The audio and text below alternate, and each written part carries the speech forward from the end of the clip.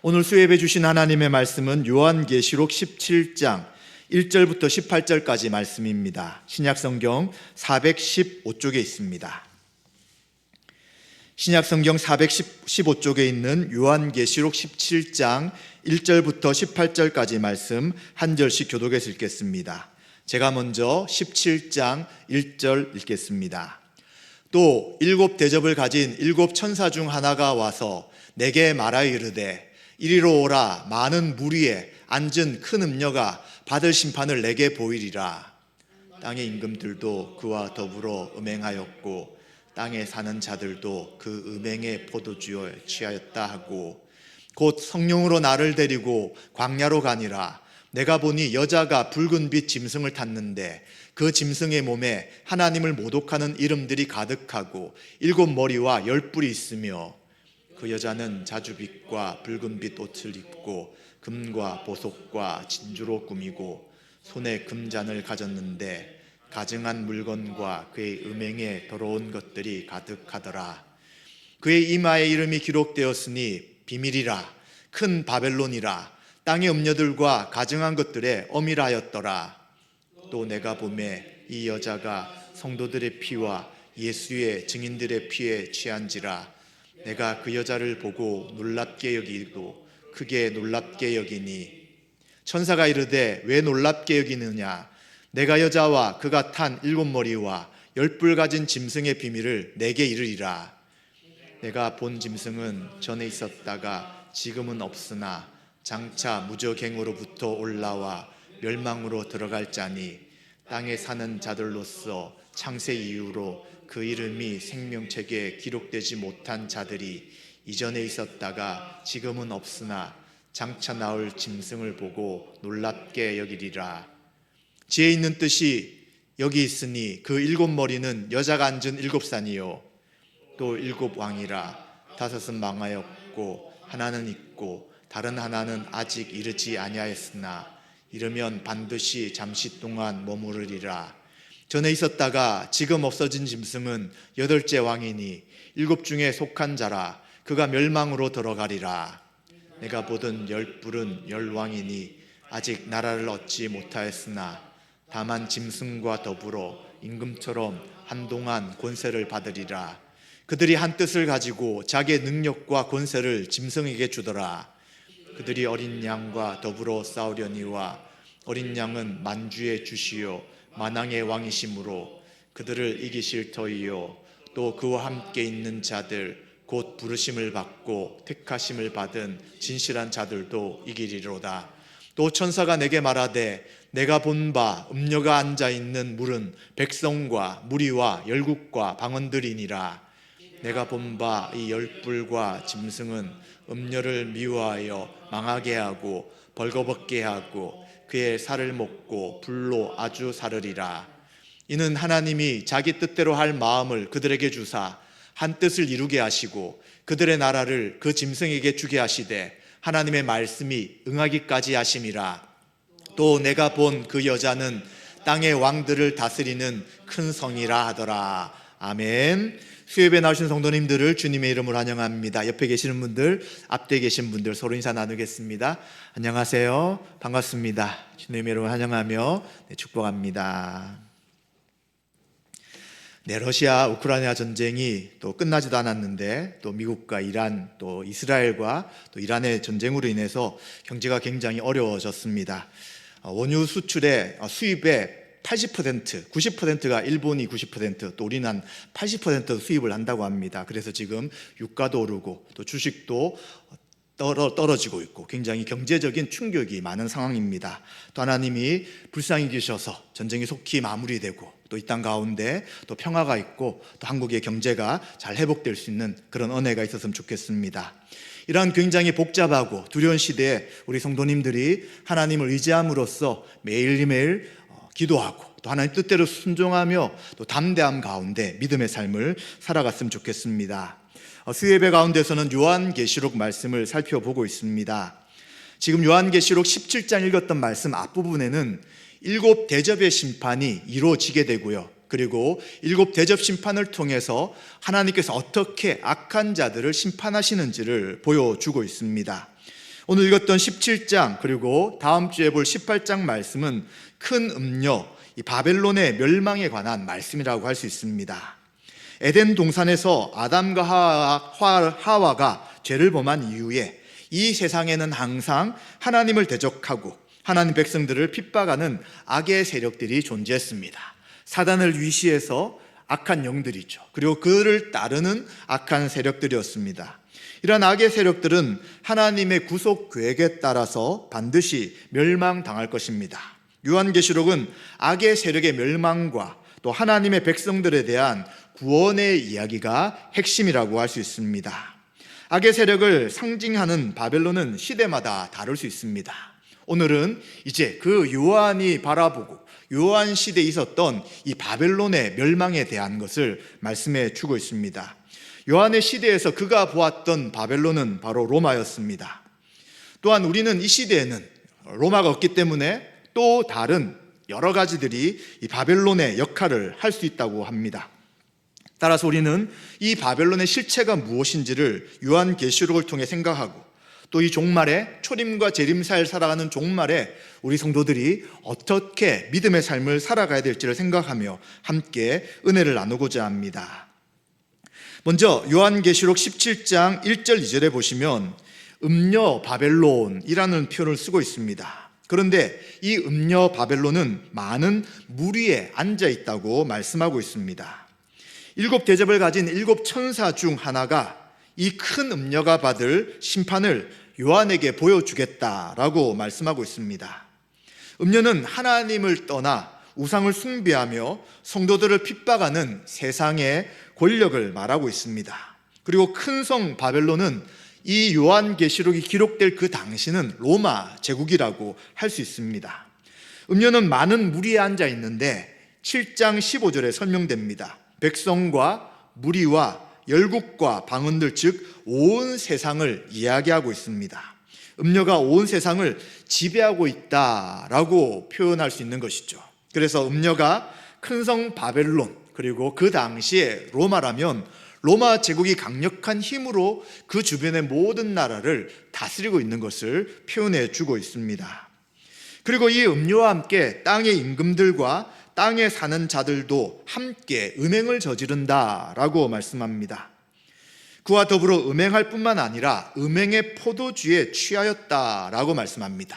이 포도주 같은 경우는 요한계시록에는 이 핍박과 심판에 대한 말씀을 나타날 때 많이 표현이 되고 있습니다. 즉 로마 제국을 통해서 성도들을 박해하고 피 흘리게 하는 이 일에 함께 동참하고 있다는 것을 이야기합니다. 땅의 왕들이 황제 숭배와 우상 숭배 그리고 하나님을 대적하는 행위를 하고 있는 것이죠. 땅에 사는 자들도 같은 죄를 짓고 있다고 고발하고 있는 것입니다. 왕들과 사람들은 로마가 주는 경제적인 이익과 선물에 익숙해져 있습니다. 그리고 그 권력에 동조하는 것이죠. 하나님을 왕으로 인정하지 않고 그 로마 황제가 왕이라고 생각하고 또 그 당시에는 많은 우상을 섬기며 하나님을 대적하고 있는 것입니다. 이들은 또 권력과 사치에 빠져 있고요. 그리고 세상 가운데 속해서 세속주의적인 타협을 하며 살아가는 것이 바로 음료와 함께 왕들과 땅에 사는 사람들의 모습이다라고 말하고 있습니다. 그리고 좀 더 이 음녀에 대해서 특징을 설명합니다. 이 음녀는 땅의 음녀들과 가증한 것들의 어미다라고 이야기합니다. 악한 것들의 가장 우두머리 같은 존재가 이 음녀라고 이야기하죠. 성령께서 이제 요한을 데리고 광야로 데려가 이 음녀의 모습을 보여주게 됩니다. 그런데 3절에 보시면 이 여자, 이 음녀가 붉은 빛 짐승을 타고 있다라고 말씀합니다. 그런데 이 짐승의 몸에는 하나님의 이름을 모독하는 이름이 가득해 있습니다. 그리고 7머리와 10뿔을 가지고 있습니다. 그리고 그 이마에는 비밀이 있는데 큰 바벨론, 땅의 음녀, 가증한 것들의 어미다라는 이름이 쓰여져 있습니다. 즉 모든 음행의 세력들을 양산하고 보하는 역할을 하는 것이 바로 이 음녀의 모습이며 특징이다라는 것입니다. 또 이 음녀는 자신을 굉장히 화려하게 꾸미고 있습니다. 그리고 금잔도 가지고 있죠. 그런데 그 내면은 가증한 것들과 음행의 더러운 것들로 가득 차 있다라고 4절에 말씀하고 있습니다. 여기서 이 옷의 색깔을 보시면 자주빛과 붉은빛 옷의 색깔이라고 이야기합니다. 고대 로마의 부와 사치와 화려함을 상징하는 것이 붉은색 옷과 자주빛 나는 옷이었습니다. 또한 이들은 음행의 과정에서 하나님의 백성들과 또 성도들의 피, 또 예수님의 증언의 피에 취해 있다라고 6절에도 이야기합니다. 음녀는 이러한 죄로 인해서 하나님의 진노의 포도주의 잔을 마셔야 되는 것입니다. 이들이 성도의 피를 흘렸습니다. 의로운 자의 피를 땅에 흘리게 했기 때문에 이제 이 음녀는 그 죄에 대한 심판을 당연히 받을 것입니다. 그런데 요한은 이 여자의 모습을 보고는 놀라고 크게 놀랍게 여겼다라고 이야기합니다. 왜 이 음녀의 모습을 보며 요한은 놀라워했을까요? 바로 요한은 심판받을 원수가 이 음녀인데 도리어 음녀가 성도들의 피를 마시며 승리한 것처럼 득세하고 있는 모습을 환상 가운데 본 것이죠. 그래서 그는 놀라게 되는 것입니다. 또 요한의 놀람은 천사가 바벨론과 짐승이 결국 어떻게 멸망할 것인가에 대한 비밀을 설명해 주게 되는 것이죠. 왜 크게 놀라느냐라고 하면서 그에게 지금 본 환상의 모든 비밀을 설명해 주게 됩니다. 그래서 비밀을 해설해 주기 위한 그 과정으로 또 요한은 그 환상을 보며 놀라고 있는 것입니다. 그래서 이제 7절과 14절에 7머리와 7뿔을 가진 짐승의 비밀이 무엇인지를 하나씩 말씀해 주고 있습니다. 천사는 이제 왜 놀라느냐라고 물으면서 요한에게 짐승의 비밀을 알려주게 됩니다. 요한이 본 짐승은 전에 있었지만 지금은 없다고 이야기합니다. 장차 무저갱으로부터 올라와서 멸망으로 들어갈 자다라고 이야기합니다. 또 땅에 사는 자들로서 창세 이후로 생명책의 이름이 기록되지 못한 자들은 다 그 짐승을 보고 놀랍게 여길 것이다 라고 이야기합니다. 구원받은 성도들은 이 짐승을 놀라는 것이 아니라 담대하고 또 주의 말씀대로 살고 또 그것에 굴복하지 않지만 나머지 모든 생명책에 기록되지 않는 자는 그 앞에 엎드리며 굴복하며 살아간다는 것입니다. 그리고 또 짐승은 8번째 왕이다 라고 이야기합니다. 7 중에 속했지만 그가 멸망으로 들어간다라고 이야기하면서 7 중에 속해 있다가 다시 8번째 왕이 되지만 그 짐승은 결국 망한다라고 이야기합니다. 결국 짐승은 예수님이 오시기 전까지는 마음껏 활동했으나 또 예수님이 오신 후에는 영적으로 결박당한 상태여서 더 이상 악한 일들과 교회를 어지럽힌 일들을 하지 못하는 그런 모습을 상징한다고 이야기할 수 있습니다. 지혜 있는 뜻이 있으니 라고 하면서 이 7머리는 여자가 앉은 7산이라고 이야기합니다. 그래서 이 표현들을 쭉 볼 때 그 당시로 말한다면 로마가 어디에 세워지게 되냐면 7 작은 동산 위에 로마가 세워지게 됩니다. 그리고 또 7 중에 속했지만 다시 나타난 8째 왕이라고 이야기할 때 로마의 황제들 중에 네로가 있었는데 네로는 굉장히 악한 왕이었잖아요. 그런데 그가 죽습니다. 그런데 또 어떤 소문들이 있었냐면 네로와 같은 자가 다시 왕으로 와가지고 로마를 멸망시킬 것이다. 그리고 로마 동쪽에 있는 파르티아란 군사를 데리고 로마를 멸망시킬 것이다 라는 소문들이 그 당시에 있었다고 합니다. 그래서 이러한 것들을 가지고 그 당시의 상황을 표현하는 것일 수 있습니다. 그러나 더 중요한 것은 바로 이 모든 것이 영적인 상징적인 부분이기 때문에 악한 사단을 주님의 십자가 사건을 통해 결박하게 하시고 그리고 더 이상 활동하지 못하도록 초림과 재림 사이에 하나님이 교회를 세우시고 구원의 일들을 행하시는 이러한 것으로 이해할 수 있는 것입니다. 그리고 또 12절과 13절에 보시면 10뿔에 대한 말씀을 하고 있습니다. 10뿔은 열왕이다 라고 말합니다. 짐승이 온 땅의 왕들의 권세를 장악하고 있는 것이죠. 로마의 지배를 돕는 여러 왕들에 대한 이야기일 수 있습니다. 그들이 한 뜻을 가지고 자기의 능력과 권세를 짐승에게 주었다라고 이야기합니다. 그래서 지금 이야기했던 이 짐승과 7머리와 10뿔을 다시 한 번 더 정리를 하게 되면, 이 짐승은 역사적으로는 네로와 같은 악한 왕이라고 이야기할 수 있습니다. 그래서 네로 이후에 도미티안 황제라는 자가 이제 황제가 된 다음에 굉장히 대대적으로 기독교를 박해했다는 것이 역사적인 기록으로 남아 있습니다. 이러한 자들이라고도 이야기할 수 있습니다. 그러나 이러한 왕이 아닐지라도 상징적으로 볼 때 사단이 십자가 사건으로 결정적인 치명타를 입고 이제 결박당해 있는 그러한 것을 생각해 볼 수 있습니다.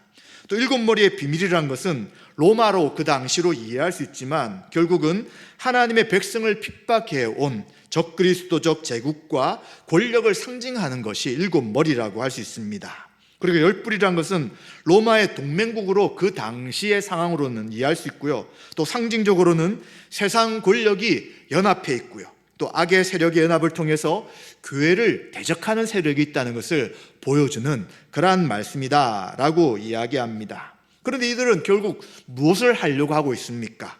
이들은 14절에 보시면 예수님과 싸우고자 합니다. 예수님은 만왕의 왕이시고요, 모든 것의 주인이 되시는데 이들은 힘을 모으고 그리고 함께 모여서 예수님을 대적하고 예수님과 싸우려고 하는 것이죠.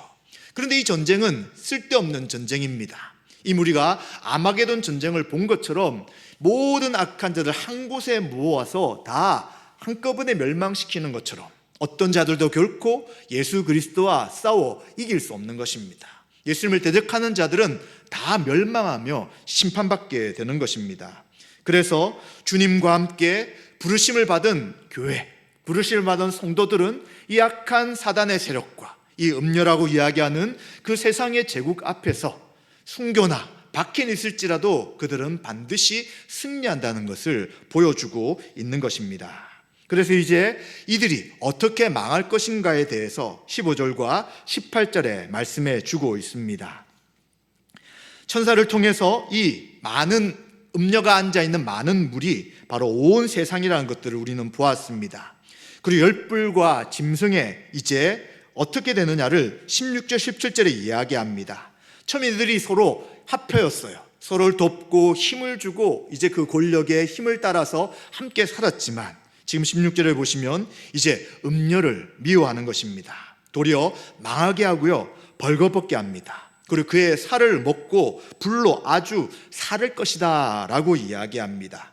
여기서 벌거벗게 한다는 것은 도덕적인 부패 폭로를 하게 되고요, 또 수치를 당하게 한다는 그러한 표현이 됩니다. 바벨론은 그녀와 한 운명 공동체인 짐승과 이제 열왕의 반역 행위를 통해서 멸망할 것이다 라고 이야기합니다. 악한 자들이 처음에는 자신의 목적을 위해서 서로 합칠 수 있으나 결국은 그 악한 자들은 스스로 자멸한다는 것을 보여주게 되는 것이죠.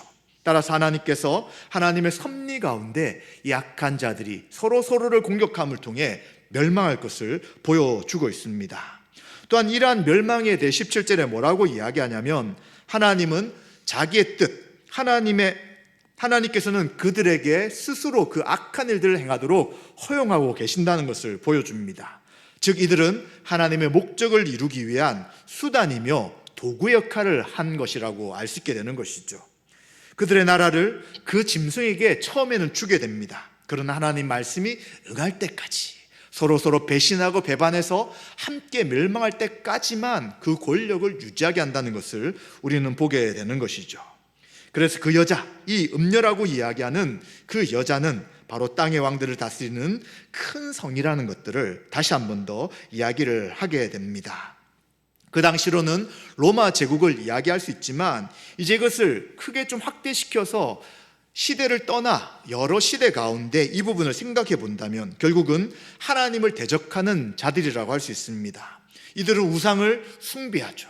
하나님이 왕이시며 왕이신 예수 그리스도를 온전한 왕으로 이 땅으로 보내셨지만 예수 그리스도를 왕으로 인정하지 않는 사람들입니다. 그리고 이들은 교회를 박해하는 세력들인 것이죠. 그리고 교회를 박해하고 하나님 뜻을 거부함에도 불구하고 우리는 괜찮다라고 하며 악을 행하는 자들이 결국은 큰 음녀라고 이야기하는 바벨론이다라고 말할 수 있습니다. 자, 그렇다면 우리는 이러한 바벨론의 세력, 짐승과 큰 음료와 이러한 악한 자들, 열왕의 무리가 있는 이런 상황에 대해서 우리는 어떻게 믿음의 삶을 지켜나가야 합니까? 우리는 우선은 이 물질주의와 세상을 따라가는 것을 굉장히 조심해야 합니다. 사실 성도가 잘 사는 것 중요합니다. 사실 이 땅을 살아가기 위해서는 필요한 물질들이 반드시 필요합니다. 그런데 이 물질이 우리의 최우선이 된다면 이것은 이 세상을 지배하고 다스리는 그 삶의 방식을 쫓아가게 되는 것입니다. 그렇기 때문에 물질은 필요하지만 물질주의에 빠져서 하나님보다 물질이 최우선이 된다면 그것은 우리가 바른 신앙생활을 하기가 어려워질 수 있다는 것이죠. 그래서 많은 성경을 가르치는 목회자들과 학자들이 무엇을 조심하라고 이야기하냐면 세상을 닮아가는 세속화를 교회는 조심해야 된다라고 이야기하는 것이죠. 교회는 하나님의 구원받은 백성입니다. 그런데 교회가 존재하는 것은 세상 가운데 있는 것이죠. 그러다 보니까 하나님 말씀과 또 보이지 않는 하나님을 믿음으로 섬기지 않는다면 보이는 세상과 보이는 세상의 기준과 방식을 쉽게 받아들이고 그것에 빠져들 수 있다는 것입니다. 그 대표적인 인물이 구약에서는 바로 롯이라고 할 수 있습니다. 아브라함은 약속의 땅을 거하고 그곳에 머물게 되죠. 하나님의 말씀을 의지하고 하나님의 인도하심 가운데 약속의 땅에 거합니다. 그런데 롯은 동서남북에서 너가 원하는 길을 먼저 정하라, 너가 땅을 먼저 정하면 나는 그 반대편에 서겠다라고 했을 때 그가 바라봤던 것은 바로 고모라와 소돔 땅이었습니다. 하나님이 곧 그 악한 곳을 심판하실 것인데 롯의 눈에는 그곳이 에덴 동산 같았고요, 애굽같이 보이는 곳이었습니다. 즉 세상을 닮아가려는 그 세속화 가운데 있을 때에 악한 것을 쫓아 살아가게 될 수도 있다는 것이죠. 그리고 그의 아내도 마찬가지입니다. 천사가 분명히 이야기하죠. 그곳을 심판하실 것이고 절대 뒤를 돌아보지 말라라고 하는데 그 아내는 도망가다가 뒤를 돌아보게 되고 소금 기둥이 되게 되는 것이죠. 이처럼 교회는 세상 가운데 존재하지만 거룩한 주의 공동체입니다. 그렇게 항상 세상을 쫓아가려고 하는 세상의 모습에 대해 경계해야 되고요. 또 교회가 그런 모습으로 갈 때 다시 회개하고 하나님 말씀 가운데 서야 되는 것입니다. 또 우리는 이러한 음녀라고 이야기하는 바벨론 같은 세력들이 있을 때 어떻게 해야 되냐면 우리는 어린 양의 군사라는 것을 꼭 기억해야 합니다. 세상은 교회를 그냥 내버려 두지 않습니다. 왜냐하면 하나님을 대적하는 사단과 함께 그 모든 악을 행하기 때문입니다. 그렇기 때문에 우리는 죄와 싸워야 되는 것이죠. 만약 우리가 죄를 용납하고 죄 가운데 거하면 우리는 사단의 무기인 죄와 사망에 매어 살게 됩니다. 죄를 지었을 때 우리의 삶은 하나님과 멀어질 수밖에 없는 것이죠. 하나님 앞에 기도함으로 나아가지도 못하고요, 또 예배 자리에 서지도 못하고요, 자꾸 자기만을 위해 살아가는 삶에 포함되어 있게 됩니다. 그렇기 때문에 우리는 죄와 계속해서 싸우는 삶이 성경은 영적 싸움이라고 이야기하고 있는 것입니다. 왜냐하면 우리가 구원받았음에도 불구하고 우리 성도 안에도 죄의 유혹이 남아있는 것입니다. 이 죄의 욕망은 주님의 재림하셔서 우리가 영광스러운 몸으로 변화될 때, 또 부활의 몸을 입을 때 완전히 제거되는 것이죠. 그래서 성도임에도 불구하고 날마다 말씀 가운데 기도하고 깨어있지 않으면 죄의 유혹에 우리는 넘어질 가능성이 있다는 것입니다. 그렇기 때문에 날마다 주의 인도하심 가운데 죄와 싸우는 영적 군사인 것을 우리는 생각해야 되는 것이죠. 그것뿐만 아닙니다. 우리는 교회 공동체 가운데 함께 살아갑니다. 교회는 예수 그리스도의 몸이기에 거룩하신 예수님으로 인해 거룩한 공동체여야 합니다. 그런데 이 죄가 교회 안에 들어올 때, 그리고 죄를 용납할 때 교회의 거룩성이 상실될 수 있다는 것이죠. 그래서 우리는 우리 개인의 죄뿐만 아니라 교회가 말씀 가운데 살지 않고 또 죄를 범하는 것들이 있다면 그것에 대해서 회개하고 돌이킴을 통해 거룩한 공동체로 계속해서 살아가야 될 것입니다. 이것은 언제까지요? 주님 오실 때까지. 또 우리가 개인적으로 우리의 생을 다하여 하나님 앞에 설 때까지 계속해서 영적 싸움과 교회를 거룩하는 이 일들을 계속 감당해야 합니다. 사실 참 안타깝지만 최근에 많은 교회 문제에 대한 이야기를 듣게 됩니다. 또 어떤 목사님들에 대한 이야기도 듣게 되고요. 이런 이야기를 들을 때마다 사실 신실하게 믿음의 삶을 살아가려는 성도님들은 낙담하게 되죠. 저분들도 저러는데, 저 교회도 저런데 우리가 어떻게 할까라는 낙심이 들 수 있습니다. 그러나 우리 가운데는 예수 그리스도와 성령의 인도하심이 있기 때문에 그들과 똑같은 삶을 살 필요는 없는 것입니다. 그런 것을 볼 때 이제 우리는 다시 한 번 더 우리의 믿음을 경계하고 또 우리 교회의 믿음의 삶을 다시 돌이켜보면서 우리도 그러한 죄에 빠지지 않도록 날마다 깨어 기도하며 하나님의 은혜를 구하는 것이 바로 우리 교회와 성도들이 영적 싸움 가운데 그 싸움을 감당하는 하나님의 그 인도하심이라고 생각됩니다. 그런데 실제로 이러한 싸움을 싸우는 것은 쉽지는 않습니다. 우리가 매일 죄의 유혹에 넘어지지 않기 위해서는 늘 기도하고 또 예수님이 나에게 원하시는 것이 무엇인지를 날마다 생각해야 합니다. 또 실제 죄의 유혹이 올 때 어쩔 때는 이것이 굉장히 강력하게 우리를 휩쓸 때가 있습니다. 그렇지만 혹시 죄를 짓고 넘어질지라도 우리는 회개하고 다시 십자가를 붙들며 일어서야 합니다. 죄를 지었다고 해서 낙담하고 더 이상 난 할 수 없다고 하는 것은 이것은 살아계신 하나님의 은혜, 즉 예수 그리스도를 통해서 베푸신 구원의 은혜를 우리가 믿지 않는 것입니다. 그리고 우리는 다시 십자가를 붙잡고 회개하고 은혜를 구하며 다시 죄와 싸워야 되는 것입니다. 그러게 죄와 싸우는 것은 개인적으로는 사실 쉽지 않습니다. 그러기에 교회 공동체를 주신 것이죠. 함께 서로 연약함을 고백하고 또 기도를 함께 나누며 그리고 함께 죄와 싸워 나가는 것을 통해 우리는 계속해서 빛 가운데 나가게 됩니다. 우리 청년들이 요즘 1시부터 1시 반까지 설교 나눔을 하게 되고요. 또 1시 30분부터 2시까지 또 교회에 대한 말씀을 함께 살펴보고 있습니다. 또 한 번은 자체적으로 모여서 목장 모임을 하고 있습니다. 이러면서 자신의 생활들을 이야기하고 또 신앙생활 가운데 연약한 부분이 무엇인지를 고백하고 함께 기도를 부탁하는 모습들을 보게 됩니다. 자신의 모든 것을 잘하는 것만 사실 보여주고 싶습니다. 그럼 우리에겐 연약한 모습이 있죠. 그 모습을 보여줄 때 우리 청년들이 함께 듣습니다. 그리고 기도해 줍니다. 그리고 함께 이 일들을 극복하자라고 하죠. 그렇게 할 때 처음에 넘어지고 또 부족한 모습이 보일지라도 점점 예수님을 닮아가고요. 더 성숙하고 강건한 사람으로 세워지게 되는 것과 마찬가지인 것이죠. 그래서 우리는 우리의 약점과 연약함을 함께 나눌 수 있는 교회 공동체가 필요하고요. 또 그것들을 들을 때 받아들이고 함께 기도하는 그러한 성도의 모임이 있을 때 우리의 신앙이 더 성숙하며 믿음으로 살아갈 수 있다는 것을 기억해야 합니다. 말씀 마무리하겠습니다. 하나님의 구원의 계획은 하나님의 백성들을 최종적으로 구원케 하시며 그 구원을 통하여 영광받게 하시는 것입니다. 그러나 그 반면 하나님을 대적하며 악을 행하는 자들에 대해서는 이제 최종적 심판을 행하시는 것이 하나님의 구원의 계획 가운데 있는 것입니다. 바로 요한의 시대의 바벨론은 그 당시 가장 강력했던 로마 제국입니다. 그런데 지금도 이러한 상황들이 우리 주변에 참 많이 있습니다. 하나님을 대적하며 하나님을 믿는 성도들의 삶을 해방하고 또 하나님 외에 다른 것을 의지하며 살아가는 것이 다 우리의 신앙을 어렵게 하는 요소일 수 있습니다. 그러나 우리는 그러한 것들이 있음에도 불구하고 두려워하지 않아야 합니다. 하나님은 오늘 말씀을 통해서 본 것처럼 하나님의 때 가운데 그들을 도구로 사용하시는 것입니다. 그들이 아무리 강하고 아무리 힘있게 보일지라도 우리는 그것 앞에 굴복하는 것이 아니라 하나님 반드시 하나님의 때 그 모든 것을 정리하시고 심판하실 때 우리 성도들에게 최종적 구원을 주신다는 것을 기억해야 합니다. 따라서 우리는 하나님의 뜻을 순종하고요. 또 예수 그리스도를 닮아가는 삶이 이 땅에 살아가는 성도의 삶이며 하나님이 기뻐하시는 삶인 것을 기억해야 될 것입니다. 이러한 삶을 통하여 하나님께 영광 돌리시는 저와 여러분 되시기를 주님의 이름으로 축원드립니다.